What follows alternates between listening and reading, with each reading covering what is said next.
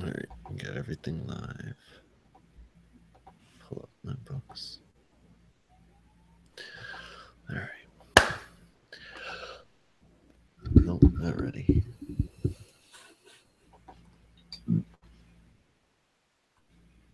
All right, here we go. All right, how we doing, everybody? Welcome to the Marvel Madness Comics Podcast. We are on episode number 11. My name is Brandon. As always, joined by fellow co-hosts Carl. Carl, how we doing, man? Good, man. Trevitt, how we doing? Pretty good. And we all, well, I know I did. That's what everybody was waiting for me, because I went over buddies to watch Game of Thrones, and that was kind of a whole lot of hubbub for nothing, really, the first episode. But Oh, I wasn't that good. I don't know. It was all right. It's just like, I don't know, the first issue of a comic just starts setting everything up. Yeah, you know what I'm saying? And Get all reminding that you. hype. Yeah, like just reminding you where everybody is. So anyway, we're not here to talk Game of Thrones. This is not the Game of Thrones podcast. This is the Marvel Comics podcast. And we are going to talk some books for you guys tonight. We're going to go through just basically our mission statement, what we're all about, let you know what books we're talking tonight, go over how to contact us, our Twitter page, all that good stuff. And then we're going to start spitting the bit about the books and let you guys know to buy them, borrow them, or forget them altogether. So you didn't watch it yet, Trevor? You were busy? No, I didn't watch it yet. I woke up too late. Napping. That's right. Yeah, I had to take a long nap because I was up for 36 hours, and then I had to do my notes. Probably got a lot of reading done in that time, huh? Not really, actually. No. I watched a bunch of Prison Break, and then I did my notes and stuff. Not the new one, right? The old one, I hope. Well, I rewatched. I mean, not rewatched. I watched the old series, the first 4 seasons, for the first time ever. I've never seen it before. Oh, really?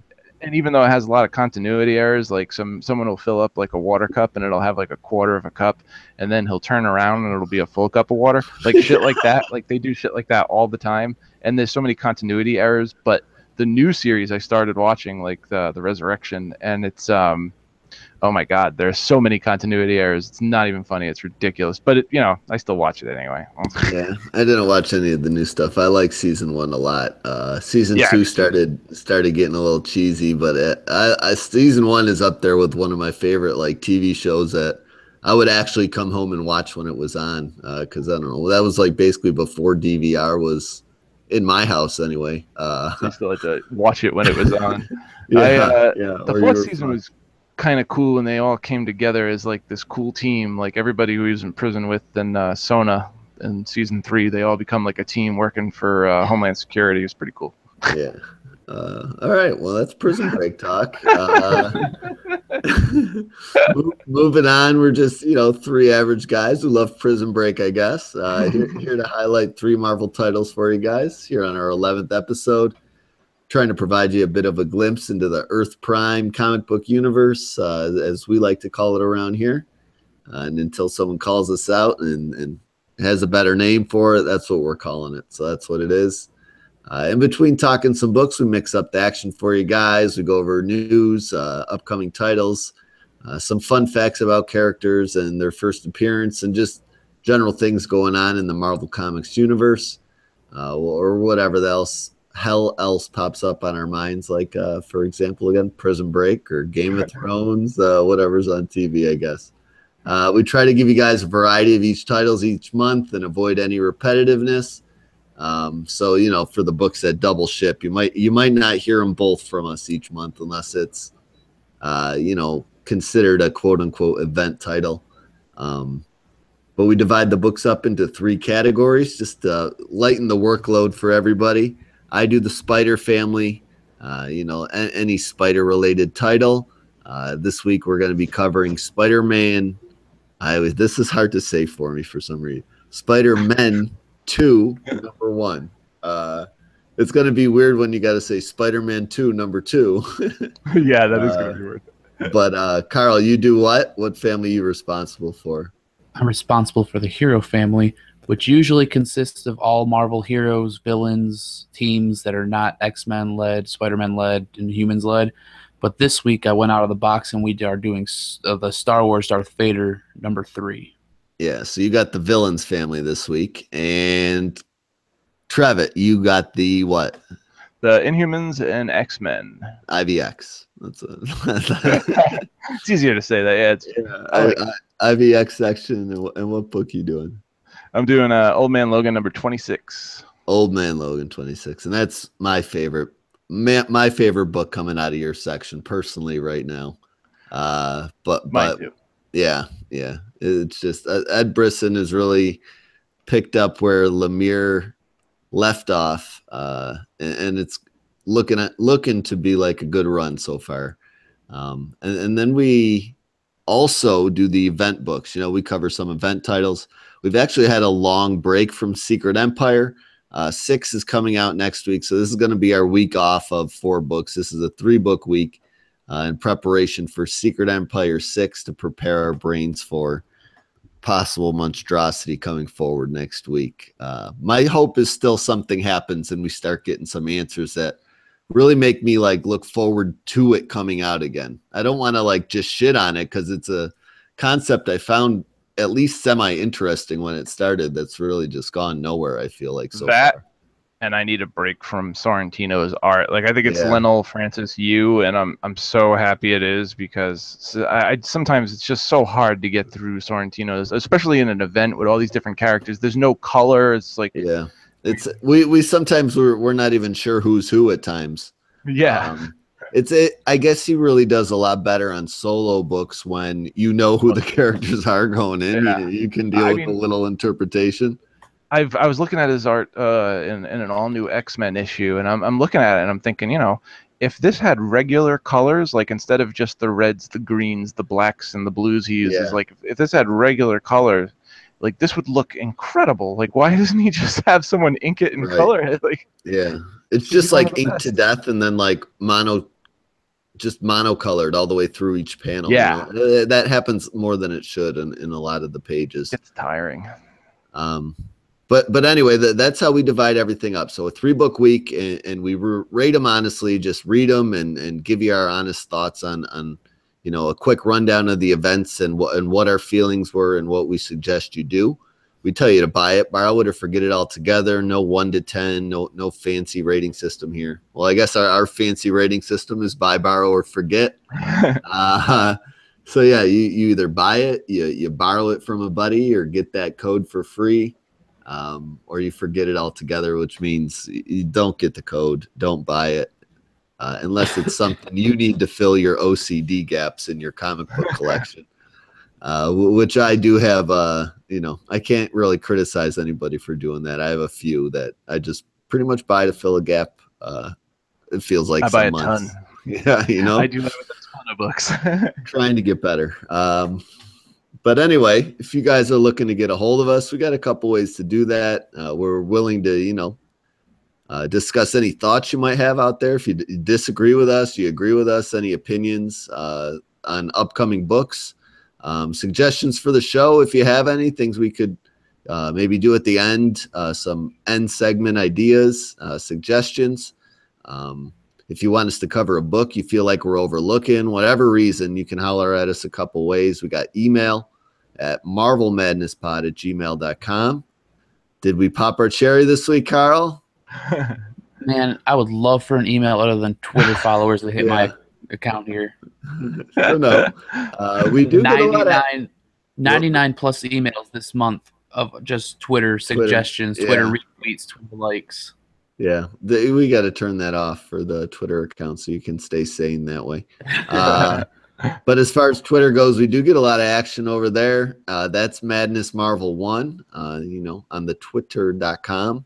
The DMs are open for business. So, you got anything you don't want to put directly on the walls or on the Twitterverse, you can hit us up there.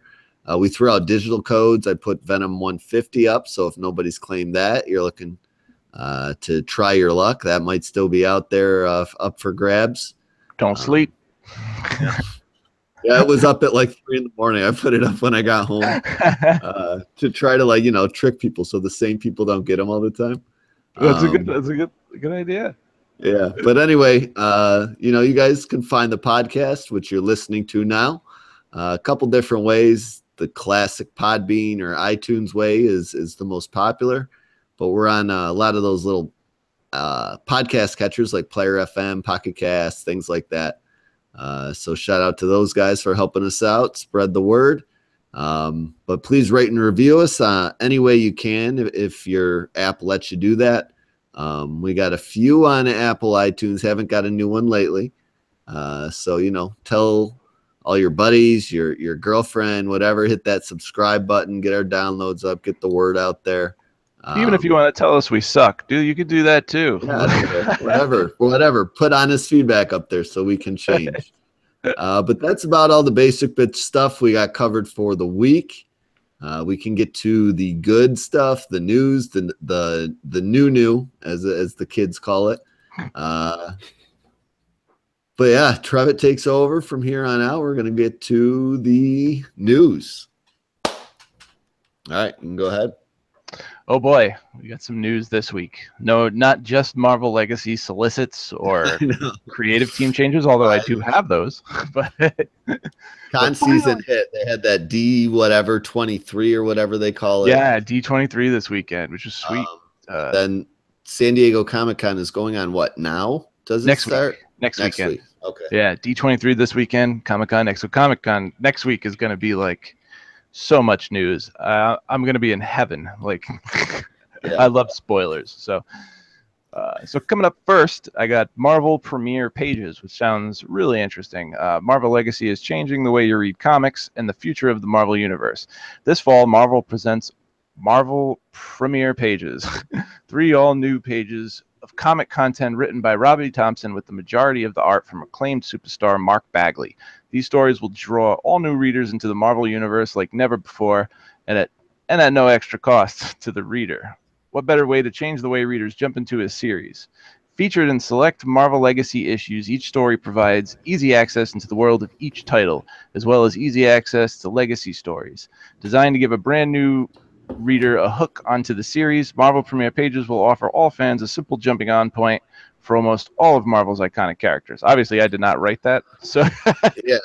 So is this sort of like the intro we get in the beginning of Marvel books now? Just a little bit more fancy? I think they're still going to have that, but this is going to be to catch up new people jumping on like a quick origin and where they're at right now, I think. Yeah, maybe you'll be like a panel style.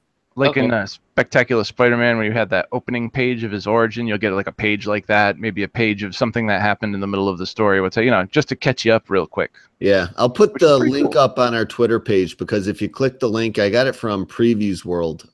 There is it's just inked and penciled, but there are preview pages for like some of the books that they're going to be featured in.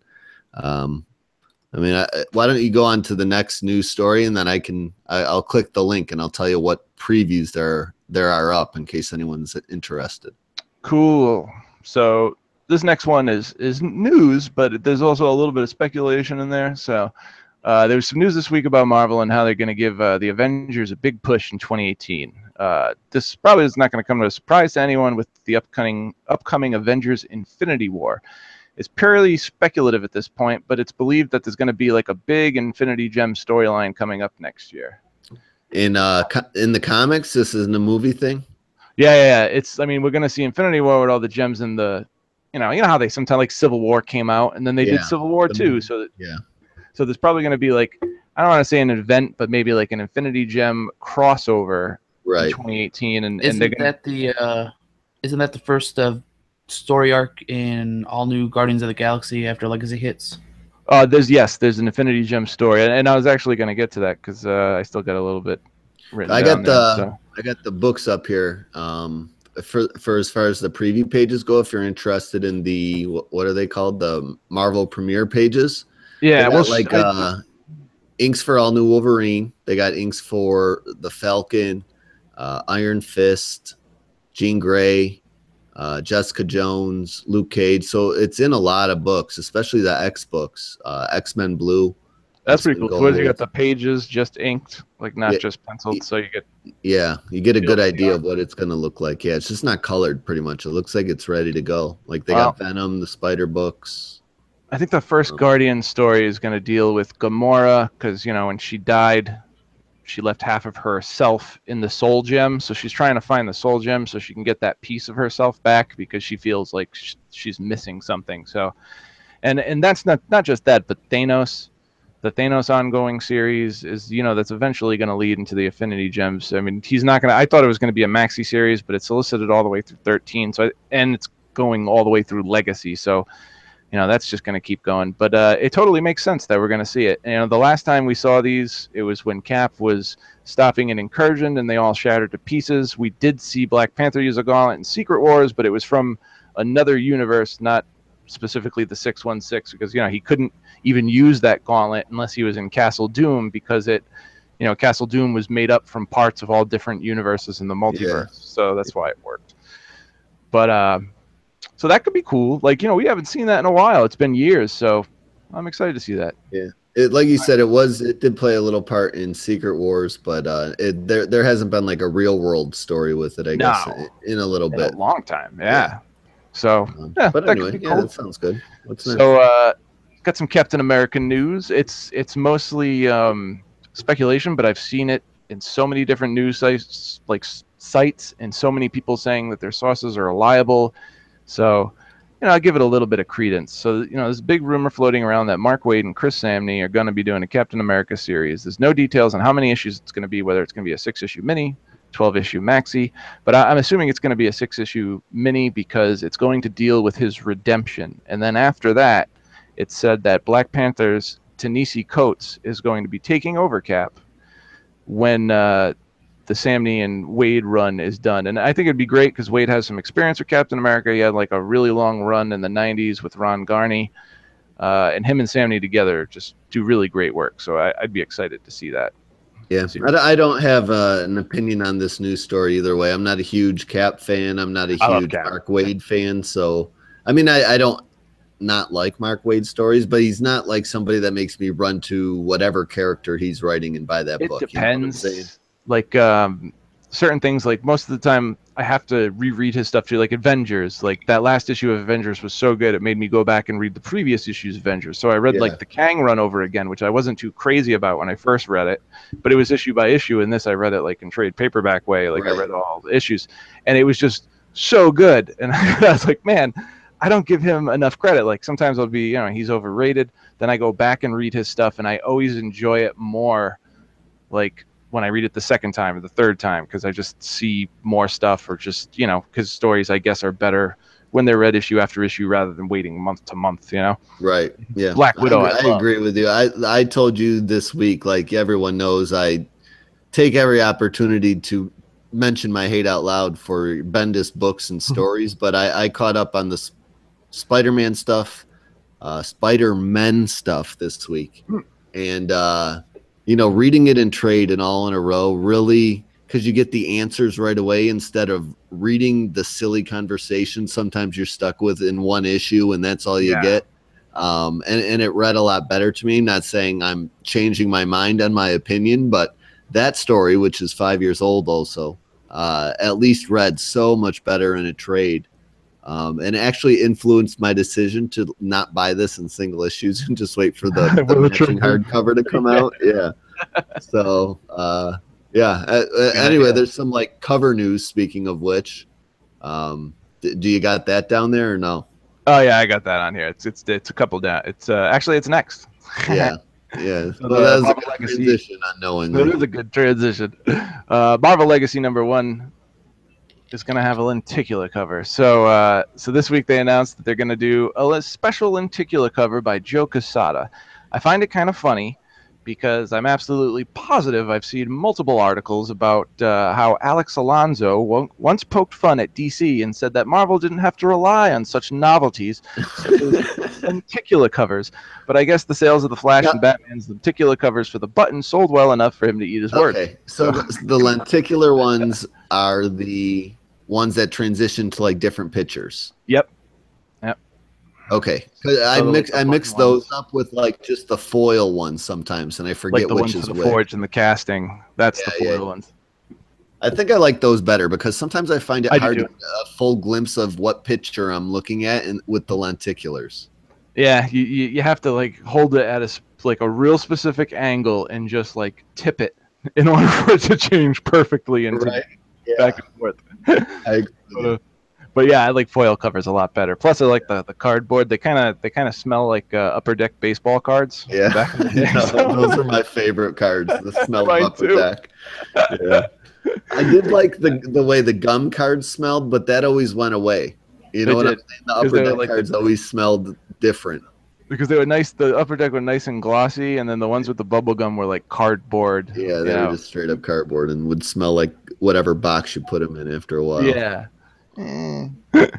So that's pretty good. I do those foil covers. Gotta love it. I have a bad obsession with like smelling my comic. Like all different publishers' paper smells differently from Yeah, like it Valiant to really kind of DC. does. It I really like does. DC's a lot. I like Yeah, me too. IDW's though the best. I think IDW's my favorite.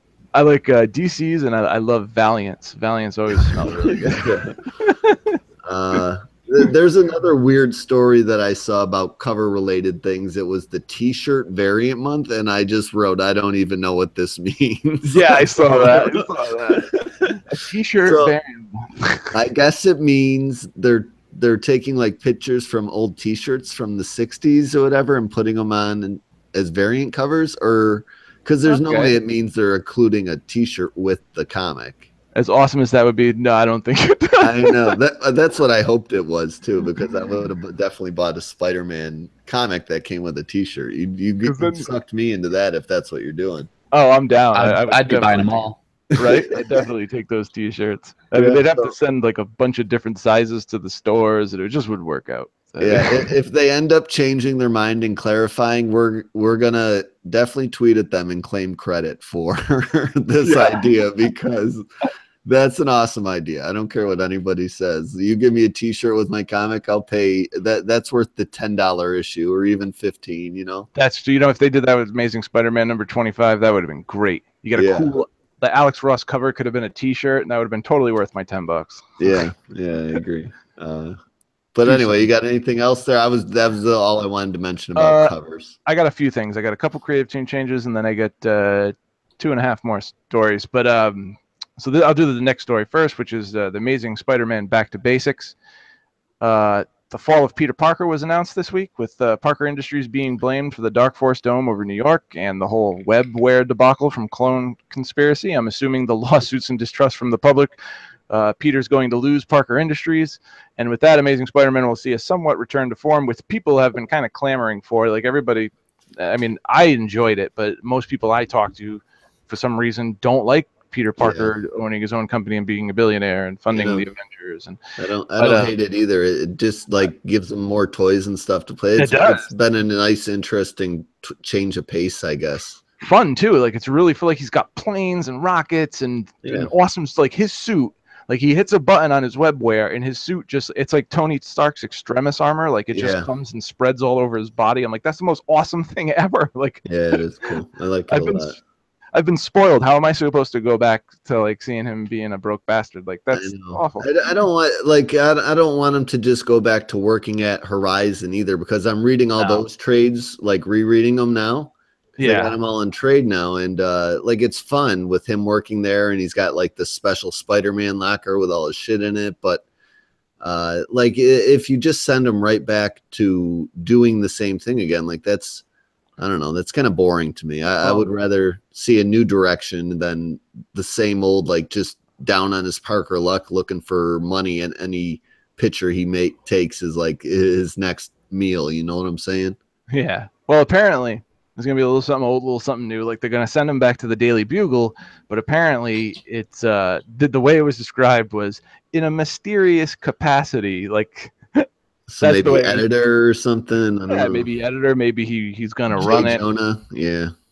Who knows? I can't remember if it was an older Spider-Man story. I think it was I think it might have been a Brand New Day or something. Because didn't Jonah lose it one time? Like he had a heart attack and somebody bought the company out. He was mayor. Then he ended up being mayor for a while, and now he works for the Fact Channel or whatever. Yeah, that's right. That's like right. That TV station. Yeah. So who knows? Maybe Peter will be the new Jonah Jameson. That might be pretty cool. That would be interesting. Like, yeah, I think I wouldn't hate that twist either. No, that'd be cool. Dan Slott likes to have fun and do different things, so I can't wait to see what he does. So that should be cool. But Mark Bagley's taken over Venom within the new Lethal Protector story arc, which we'll see Venom go head to head with Kraven the Hunter, and it also makes me wonder who's going to be taking over Scarlet Spider with Mark Bagley doing Venom. Yeah, going on to Venom. I said when you sent me the picture of that cover, you're like, oh, Bagley's going to be doing Venom. I didn't even think about the effect on Scarlet Spider. Yeah. But beyond that, like, I'm like, oh, that cover looks awesome. Everybody looks sweet, but Venom, who looks like Orca. And the cool part is it's a play on, it was Lethal. Was it Lethal Protector, like the first Venom miniseries? Yeah. Well, when they made him an anti-hero and he was like done fighting Spider-Man, that's what they would go with. Lethal Protector. That series looked fantastic, and that was done by Mark Bagley too. So that's pretty cool that Mark Bagley did that back then, and now he's doing it again. Yeah, he's really stuck around in the Spider office for a long time now. Yeah, he really has, and he does a great job. So Mark Bagley, do whatever you got to do. Like, yeah, you got to do those. Yeah, cool I don't mind seeing him just rotate on different Spider books. They all look good when he does it. Awesome. So. Like, you do Scarlet Spider, and then he's going to go over to Venom. Who knows what he's going to do next? So that's pretty cool. And he's going to do those 3 pages in the back of certain issues. Maybe we'll get to see him do a recap of Amazing Spider-Man. That'd be pretty cool. Yeah. Leonard Kirk's gonna be taking over All New Wolverine. Not All New. I'm retarded. He's leaving All New Wolverine and he's taking over Black Panther with Marvel Legacy. So that should be interesting. I mean, his work on All New Wolverine has been okay for Leonard Kirk. Like all of his old X Factor stuff and JSA stuff, and like if you look at his old stuff in that, like it's a little bit of a different style, but he way better on those books than he is on that book. Like when I look at those old issues and then I look at All New Wolverine, I'm like, the color's a little off, and I'm like, I like the art. I don't not like it, but it's just his art was way better in those books than it is in that book. Last but not least, I got Cable. Cable will be getting a new creative team after just 6 issues of James Robinson, and the new creative team is going to be Ed Brisson and John Mallon from Thunderbolts. We're going to see Cable put together a new Mutants team. Try saying that 10 times fast. The team consists of time-displaced versions. Like, I guess Cable goes back in time and picks these people before they are who they are now, and he grabs X-23 before she was Wolverine, Shatterstar, Longshot. We're not doing more old people coming back from the past into the future. This story is going to take place in the past. Like, he's going back in the past, and he grabs these people to go on the mission with him. And I'm like, that sounds pretty cool. Because Blink has that cool power where she can, like, throw out those portals to teleport. Yeah, they're not all new X-Mening them, is what you're saying. No, yeah, they're not all new X-Mening them. At least that's when I read the solicit, that's what it read like to me. Because if they do bring them in the future, that'd be kind of lame, but it would be cool to see the Cable of nowadays go back in time and have a mission from like in like the early 2000s or something, or the 90s. Like, cool. I'm down with that. That'd be awesome. I want them just all new X-Mening a bunch of people from. Yeah, that'd be lame. Mutants. Yeah, we've seen that too much. I mean, we got books out of it. Like, I enjoy X-Men Blue. I'm glad it's not called All New X-Men again, but I enjoy X-Men Blue, and I'm starting to really love those characters through that book. And with the new Jean Grey, I'm starting to love Jean Grey. So I'm glad that they're here. I'm glad that Old Man Logan's here, but that's it. We don't have to keep doing that over and over again. Like, enough. Yeah. Like, do the story in the past. Got some great characters. Longshot's powers are pretty friggin' awesome. It's luck. It's got the power of luck, which is pretty friggin' badass. I really like that Marvel has trust in Ed Brisson to the point where they're like, you're doing an incredible job on Iron Fist. You're doing a good job so far on Old Man Logan. I've reread the Bullseye series, and the art's not the greatest, but it's a really good series. So it's good to see that they're like, take over this title that is in trouble. I don't know if they consider Cable in trouble, but I do, because the first 2 issues were not good. Not good at all. So. I just hope they don't give him too much work, because I do like his books, and I just don't want him to be like running thin. Yeah, running thin. You don't want to see the quality wane.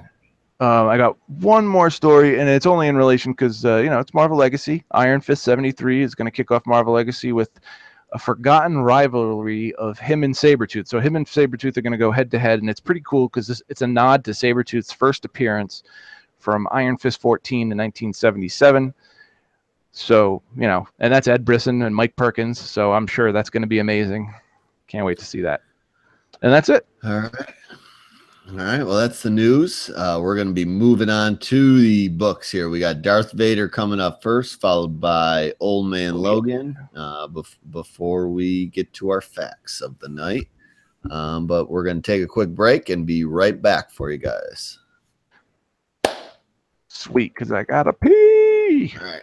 I'm going to send out a new invite then so we don't run too long on this one. Wow, this book looks amazing. I'm looking at